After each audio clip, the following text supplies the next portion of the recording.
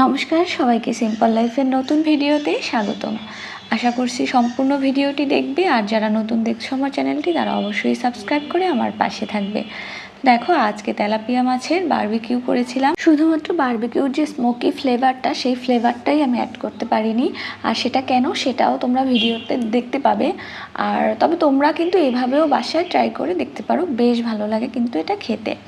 এখানে দেখো, আমি কিন্তু মাছটা ভালোভাবে পরিষ্কার করে কেটে একটু লেবুর রস আর লবণ দিয়ে মাছটাকে মেখে ঢাকা দিয়ে রেখেছিলাম কিছু সময়ের জন্য। আর এখানে বাটিতে আমি নিয়েছি আদা বাটা, রসুন বাটা, পেঁয়াজ বাটা, হলুদ গুঁড়ো, লঙ্কা গুঁড়ো আর জিরার গুঁড়ো, ধনের গুঁড়ো, একটুখানি পরিমাণ মতো লবণ আর একটুখানি সর্ষের তেল দিয়ে আমি মশলাটাকে ভালোভাবে মাখিয়ে নেব। আর মশলাটা মাখানোর পরে এটা আমি কিন্তু মাছের গায়ে ভালোভাবে ম্যারিনেশন করে কিছু সময়ের জন্য ঢাকা দিয়ে রেখে দেব।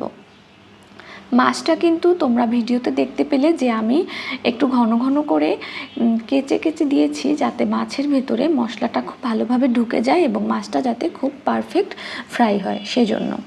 তো এবারে আমি দেখো মাছের গায়ে দুই পাশেই মশলাগুলো মাখিয়ে দিচ্ছি এবং মাছের যে কাটা দাগগুলো, সেই দাগের মধ্যেও কিন্তু আমি মাছের মশলাটা মাখিয়ে দিচ্ছি। এভাবে মাছের পেটের মধ্যে, মাথার অংশটার মধ্যে আমি কিন্তু মশলাগুলো ভালোভাবে মাখিয়ে দিচ্ছি। তো একইভাবে আমি দুটো মাছই ভালোভাবে মশলা মাখিয়ে রাখবো এবং সেটা আমি আধা ঘন্টার মতো রেখে দেব। আর তোমরা চাইলে হাতে সময় কম থাকলে তখন তোমরা এটা 15 মিনিটের মতো রেখে দিতে পারো ম্যারিনেশন করে। আর এইদিকে দেখো, প্যানে আমি তেল গরম দিয়ে দিয়েছি। অবশ্যই কিন্তু তেলটা ভালোভাবে গরম করতে হবে, আর পুরো রান্নাটাই কিন্তু আমি সর্ষের তেলে করব। আর আমি মাছ দুটোই একসাথে দিয়ে দিয়েছিলাম। প্রথমে একটা দিয়েছি, কিন্তু পরে দেখলাম যে প্যানে জায়গা আছে বেশ খানিকটা, তখন আমি দুটো মাছ একসাথেই দিয়ে দিলাম। আর ঢাকা দিয়ে 5 মিনিটের মতো রাখবো। অল্প আঁচে ঢাকা দিয়ে মাছটাকে সুন্দরভাবে প্রথমে আমি ফ্রাই করে নেব এবং পরের দিকে আঁচটা চুলার বাড়িয়ে দেব। তো দেখো, সাবধানে মাছটাকে উল্টে নিয়েছি। আর এইখানে পরবর্তীতে আমি কিছু মশলা মাছের গায়ে আবার ভালোভাবে মেখে দিয়েছি খুন্তির সাহায্যে। তোমরা এখানে একটা ব্রাশ ইউজ করতে পারো অবশ্যই। আর দেখো, আমি কিন্তু একটু সময় নিয়ে আস্তে আস্তে মাছটাকে ভেজে নেব। যখন মনে হবে যে হ্যাঁ, মাছের ভেতরটা ভালোভাবে কুক হয়ে গিয়েছে, তখন আমি চুলোর আঁচটা বাড়িয়ে নেব। আর এই যে মাছটা উল্টানোর সময় কিন্তু অনেকটা সাবধানতা অবলম্বন করতে হয়, না হলে মাছটা ভেঙে যেতে পারে।